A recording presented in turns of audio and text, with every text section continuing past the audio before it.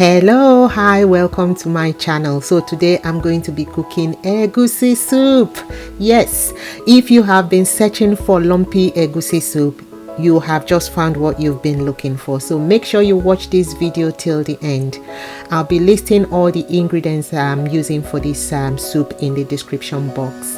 So I've got the chicken and goat meat, which I have already washed thoroughly. I've got the shrimp powder. I'll be using a combination of palm oil and olive oil for this soup. I've also got the chicken stock powder and the bell peppers, the scotch bonnet and the tomato, and obviously the egusi seed, which is the main ingredient.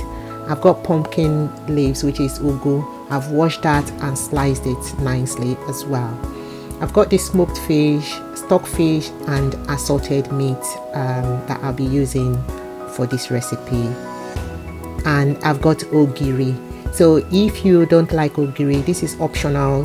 If you don't like Ogiri, leave this out. I've minced some ginger and garlic, and I'll be using this to season the meat as well. So I'm going to be boiling the meat. After seasoning, I'm adding the chopped onions.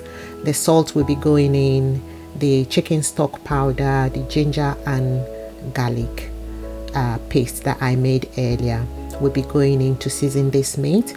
I'll not be adding water to this meat because it's going to cook in its own juice. Because I have just washed the meat as well, there's some liquid that is still dripping, so I don't need to add any more water, and it's going to release more juice and cook with it. So I'm going to put this on the heat while I get on with blending the egusi.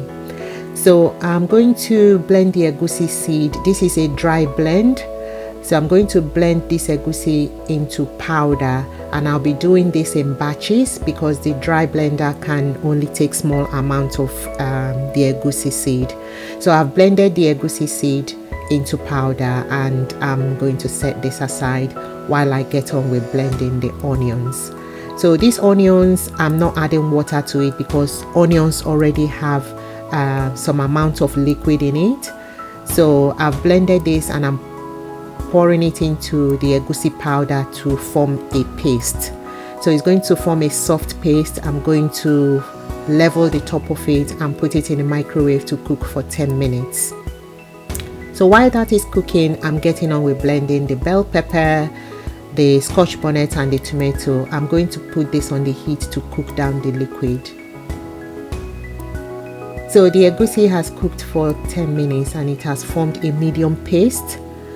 It's been in the microwave for 10 minutes, and I can actually cut this into the chunks that I want.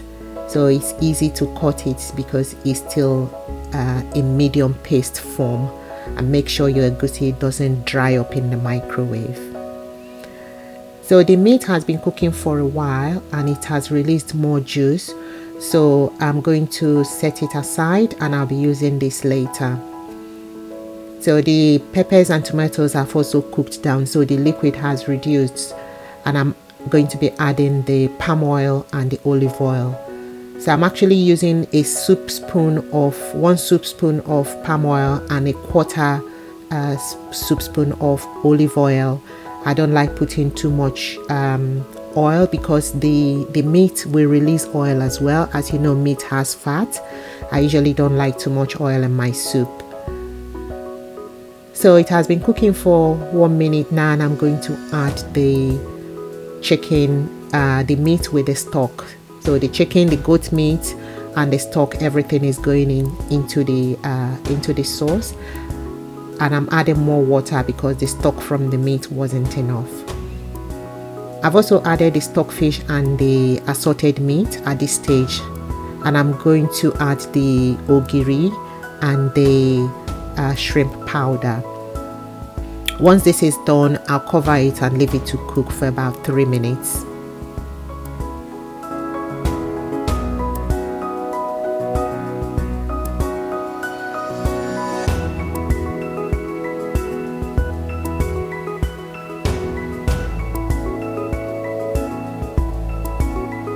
So after 3 minutes, I'm going to add the smoked fish. So the smoked fish is going in. I'm using smoked catfish. I actually smoked this catfish myself. It's so tasty and it's very firm. It won't break apart in your soup. So I'll be showing you videos of how I do my smoked fish in future videos. So I'll leave this to cook for about 2 minutes before I start to add the egusi.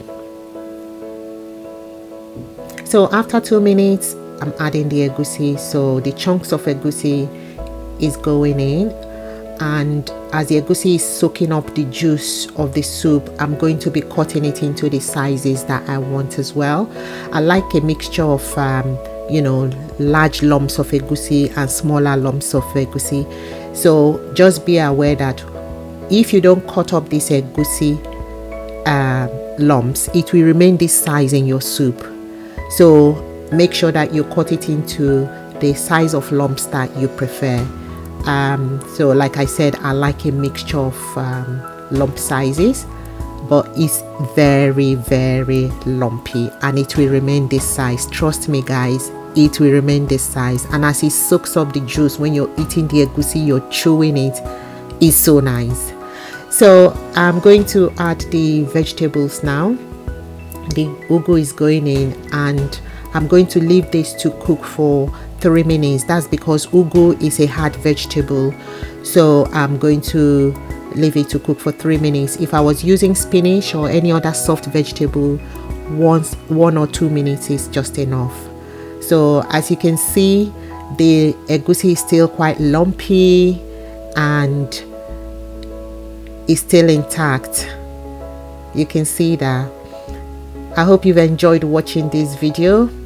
Please click the subscribe button and the notification bell and give me a thumbs up so you keep getting my videos whenever I post them. So till I see you next time, take care. Bye.